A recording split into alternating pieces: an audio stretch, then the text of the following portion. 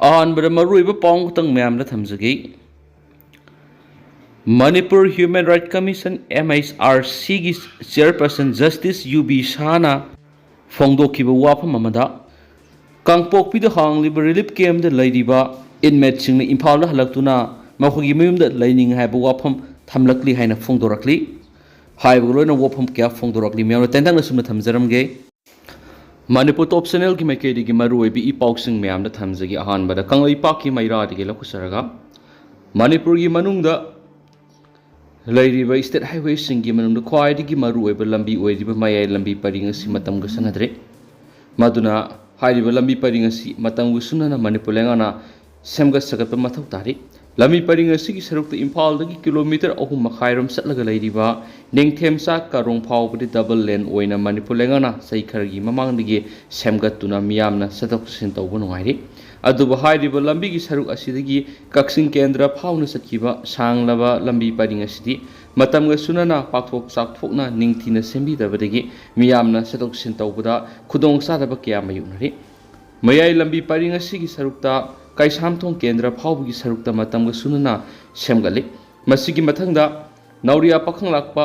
ꯋꯥꯡꯒꯣꯏ ꯃꯌꯥꯡ ꯏꯝꯐꯥꯜ ꯍꯤꯌꯥꯡꯂꯝ ꯀꯦꯟꯗ꯭ꯔ ꯑꯃꯗꯤ ꯀꯛꯆꯤꯡ ꯐꯥꯎꯗꯨꯅ ꯆꯠꯂꯤꯕ ꯃꯔꯨꯑꯣꯏꯕ ꯁ꯭ꯇꯦꯠ ꯍꯥꯏꯋꯦ ꯑꯁꯤꯗꯤ ꯁꯦꯝꯕꯤꯗꯕꯗꯒꯤ ꯆꯠꯊꯣꯛ ꯆꯠꯁꯤꯟ ꯇꯧꯕꯗ ꯑꯗꯨꯛꯀꯤ ꯃꯇꯤꯛ ꯑꯋꯥꯕ ꯃꯥꯌꯣꯛꯅꯔꯤ ꯂꯝꯕꯤ ꯑꯁꯤꯗ ꯆꯠꯊꯣꯛ ꯆꯠꯁꯤꯟ ꯇꯧꯔꯤꯕ ꯃꯈꯜ ꯃꯈꯥ ꯀꯌꯥꯒꯤ ꯒꯥꯔꯤꯁꯤꯡ ꯑꯁꯤꯒꯤ ꯇ꯭ꯔꯥꯐꯤꯛ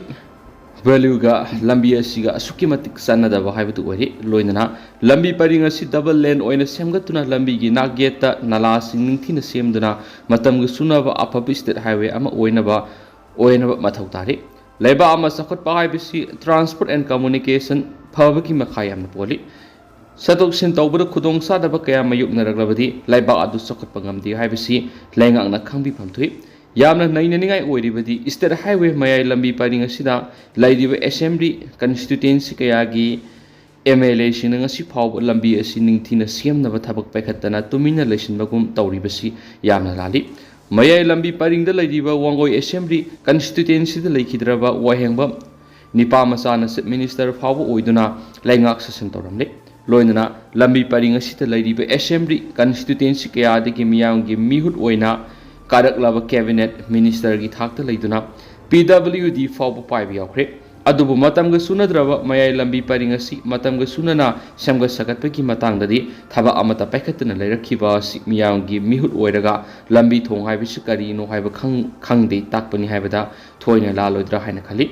ꯍꯧꯖꯤꯛꯁꯨ ꯃꯌꯥꯏ ꯂꯝꯕꯤ ꯄꯔꯤꯡꯗ ꯂꯩꯔꯤꯕ ꯃꯤꯌꯥꯝꯒꯤ ꯃꯤꯍꯨꯠ ꯑꯣꯏꯔꯤꯕ MLAꯁꯤꯡ ꯀꯣꯛ ꯆꯨꯡꯁꯤꯟꯅꯗꯨꯅ ꯂꯝꯕꯤ ꯄꯔꯤꯡ ꯑꯁꯤ ꯅꯤꯡꯊꯤꯅ ꯁꯦꯝꯒꯠꯅꯕ ꯃꯅꯤꯄꯨꯔ ꯂꯩꯉꯥꯛꯇ ꯑꯀꯟꯕ ꯄ꯭ꯔꯦꯁꯔ ꯄꯤꯕ ꯃꯊꯧ ꯇꯥꯏ ꯃꯗꯨ ꯅꯠꯇꯅ ꯃꯤꯌꯥꯝꯒꯤ ꯃꯤꯍꯨꯠ ꯑꯣꯏꯔꯤꯕꯁꯤꯡꯅ ꯂꯝꯕꯤ ꯊꯣꯡ ꯃꯇꯝꯒ ꯆꯨꯅꯅ ꯁꯦꯝꯒꯠ ꯁꯥꯒꯠꯄꯔꯣꯝꯗ ꯃꯥꯏ ꯑꯣꯟꯁꯤꯟꯗꯅ ꯂꯩꯊꯣꯛꯄ ꯇꯥꯔꯒꯗꯤ ꯍꯌꯦꯡ ꯃꯤꯈꯜꯒꯤ ꯃꯇꯝꯗ ꯃꯤꯌꯥꯝꯅ ꯑꯆꯧꯕ ꯄꯔꯥ ꯇꯝꯕꯤꯔꯛꯄ ꯌꯥꯏ ꯍꯥꯏꯕꯗꯨꯁꯨ ꯈꯟꯕ ꯆꯨꯝꯒꯅꯤ ꯃꯔꯝ ꯑꯗꯨꯅ ꯍꯤꯔꯝ ꯑꯁꯤꯗ ꯃꯅꯤꯄꯨꯔꯒꯤ ꯆꯤꯞ ꯃꯤꯅꯤꯁꯇꯔ ꯋꯥꯛꯁ ꯃꯤꯅꯤꯁꯇꯔ ꯑꯊꯨꯕ ꯃꯤꯠꯌꯦꯡ ꯆꯪꯗꯨꯅ ꯂꯝꯕꯤ ꯃꯌꯥꯏ ꯁ꯭ꯇꯦꯠ ꯍꯥꯏꯋꯦ ꯑꯁꯤ ꯃꯇꯝꯒ ꯆꯨꯅꯅ ꯁꯦꯝꯒꯠꯄꯒꯤ ꯊꯕꯛ ꯄꯥꯏꯈꯠꯄ ꯆꯨꯝꯒꯅꯤ ꯍꯥꯏꯕ ꯀꯪꯂꯩꯄꯥꯛꯀꯤ ꯃꯩꯔꯥꯒꯤ ꯏꯗꯤꯇꯣꯔꯤꯌꯦꯜ ꯃꯌꯥꯝꯅ ꯊꯝꯖꯔꯤ ꯑꯇꯣꯞꯄ ꯄꯥꯎ ꯑꯃꯅ ꯁꯥꯏꯟꯇꯤꯁꯁꯤꯡꯒꯤ ꯃꯔꯝꯗ ꯏꯕ ꯂꯥꯏꯔꯤꯛ ꯐꯣꯡꯈ꯭ꯔꯦ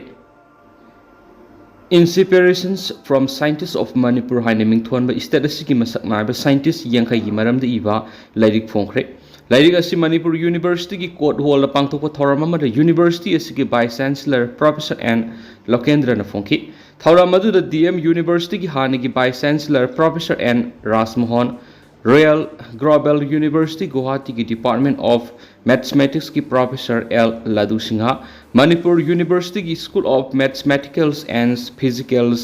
Sciences ki Dean Professor Sumitra Phanjobam Manipur University ki Oza Amadi Mahiroi Singha Masum Lamdam Asida Lairiba Masak Naiba Miyoi Kyana Sarukyaki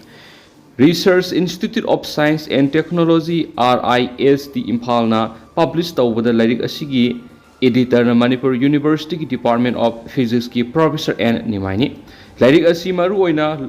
lamdam asida lairiba masak naiba scientist yankhai gi punsi wari amadi academy career thengnarakhiba wari singa do punsilaga ithopani lairik asina lamdam asida lairiba naha oiriba mahiroi singda science subject asibu educational career ama ohenanaba amadi scientific research da anoba inot ama pinabagi pandam thamli hairenasu pausda palakli amaramdana Assam lengakpu milalna thagalakli Assam soina khundari Manipuri singna masagi mamalol amadi mayek lairik tamba yanaba Assam lengana thorang lokholakpada mitai irol iek loina sirol apun balu milal kanglai pakna thagat pa phongtokre Khaidem ingosana mayai tangba lauduna pangthokiba mifamna Assam la khundari Manipuri singna masagi lol amadi mayekta lairik tamba yahananaba Segi February thada Assam government assembly da warep laukibaga loinana Assam da Manipuri lol amadi mayek sakhotnaba khongthang lokholakpabu apienba mati thagatpa phungtuki Serol sinhai assembly na warep laukraba matung mamang tha Jun mangada Assam lenga ki SCIRT ki director Dr. Nirda Devi na Assam Manipur ki school singda mathang saidi ki class 1 amasum 2 da tamgadaba Bengali mayek ki lairik taru mitai mayek to onthoknaba order ama thokibaga loinana Manipur Sahitya Parishad ki president secretary amadi Manipur language protection coordinator committee ki president secretary da ayiba sirol ama tharaktuna lakliba October November makasa tharak poina panam paukse ki editorial ma'am da thamjari miyamna inthoraktana miyam gi ihul khangna thabak tawbiyu mina sibana sindani kawbigano Mina sibana sindani sana sibana khunguldani haiba mita ipa ipugi pauro si numit than lairiba khai sumduna lehoragadaba paurongni aduga sak sagring amana sengkok ama mangthui haiba si asum sumduna lehoragani pana pausik editorial mem special content moina mem na thamjage ngasi gi mitai gi naha oiriba mioi sing maru oina masagi sai kundagi na kunthra gi naha rol sing na mitai ipa ipu sing na ngang na saknaramba Mitai dual gi polam sairam pawa amadi on begi fajakraba thak wanglaba imalol sing khangbegi sang hantharakpana maram oiraga sengkok ama haidiba si karino khanglamdaba yai khali maramdi sengphau onaba wan amadi lina saba polam singi masak maming khangbegi sang ayambana hantakhibadagini sengkok ama haibasi utong merup kunna sabani adubu otong merup amaga kg amaga manare haina khallaga seng kg taraga manga kunbu sengkok ama haina panare haina khallaga adugumba seng adubu sengkok amani haina khallaga seng sagring masa amana yamlaba seng adubu mangthokpogumani haibigi pambai praman oina panthai praman oina ngasi phawba malemda leiriba mitai kunaina khangnari ngasi Manipur da leiriba lanai lup singbu oigera state lenga ku oigera miyamna pullaga semba khunai amagi masakta miyoibu khudimak kana suma pung phaba miyoibu natrabasu masak naiba laipaki thaupu singna ngangthok saktokhiba khudingmak yamna sectiona mipung khudimak na tanhari asiguma matamda mak na ngangthorakpa laipaki amadi khunai goiba hiramda laipak masa taba watpa wangang sangang yorakpada tariba Kunai adugi miyamna hantana khanaba haibasi masana tabani maram aduna wangang bar sexual haibasi lai haktaktagi ngasi phawbo akhang ahai ahal laman singna haiduna ta leiri amaromda laipak miyamgi thapuba singna awangba thakta laipak masa tana miyamna thamlakpa wafam singbu kunai adugi miyamna awangba thakta thagatpaga loinana miyoi adubu miyamna ikai khumnaba haibasi masana tabani Kalam asida palliba wafam singa simak hawkiba numit kharani asigi manungda masak naiba miyoi kharana hausi oiriba Manipur gi scenario asigi maramda ngangna saknarakpa wafam singda laipak masa taba watpa wangang sanga amadi miyeng sanba laipak masa taba wangang sangang sing kyam tanaraba matungna ngangliba misa adu karamba misakno haibadu masana takthok sarakpadagi pandaba yadabadagi khara panbadani Mina sibana sindani haibadu handaki masak naiba kharana ngangthok saktorakpadagi mayek sengna khangnarak loinana mimang thulakredo adubu sak sagring amana sengkok ama mangthokpugum thoklaba matam asi yoroklaba maramna laipaki thaupu batarabadi lairik haibadana tana laisu khangbagi mathok tai haibasi khangna laipak miyamgi thaupu basungani khali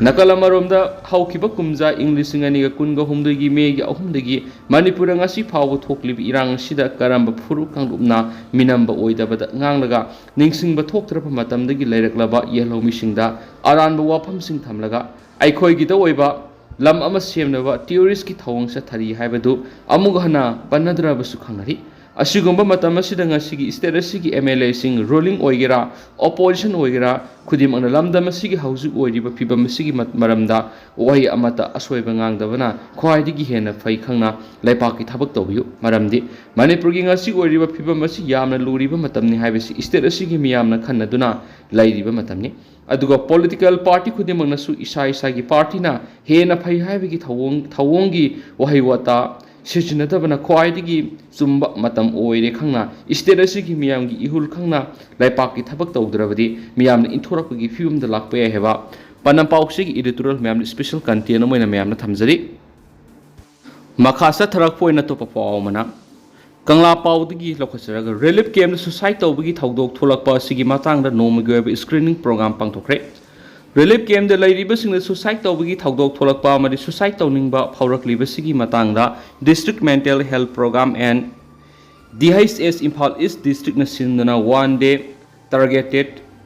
interventions on stress management and suicide prevention cum mental health screening program haina mingthonba program ama ngasi Ideal Girls College akampa tahangba relief camp na pangtokre thauram adu district mental health program Imphal East Dr. MD Abdul Sabir na suicide haibasi karino karamna miyoibada suicide tawningbagi wakal adu phaurakliba haibagi miyamda khanganbaga loinana suicide tawningba pawlakliba miyoi ama matau karamna bap tahangani haibagi matangda wafam kya phongdokhi loinana relationship stress financial stress amadi health stress na singba lakpada yamna thuna matau karamna ko ohangani haibagi matangda su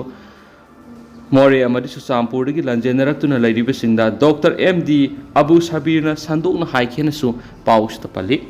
losilakpoina tendakpa topa paung tanga mayamna thamjagi Loktak Pat kananaba pat asida tariba marueba waisal maril mapung phana sengdonaba survey sathaba hauragani ipu Loktak Pat kananaba amadi pat asida tariba marueba maril ama oiriba waisal maril asi mapung phana sengdonaba tha asigi taraga taruktagi yamna marik sumba survey ama sathaba hauragani haina Environment Protection Union ipu Manipurgi maikaidigi phongtorakli Manipurgi akoibigi phibam kananaba amadi mangtharaklaba mahoksagi saktamasing akshenanabagi damak thengthang character mifam pangthoklaba matung tha asigi anidagi nauna semkiba Environment Protection Union sinduna ngasi Manipur Press Kapta paugi mifam ama pangtokre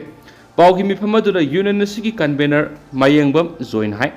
lamdam asigi convener mayengbam join hai lamdam asigi umang wamang paktaknana kokthorakpa asina ngasidi mausagi khal sauna kaitharakliba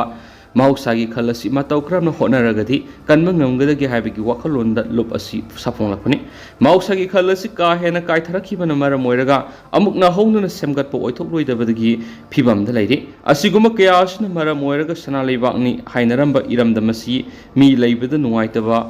mafam ama oire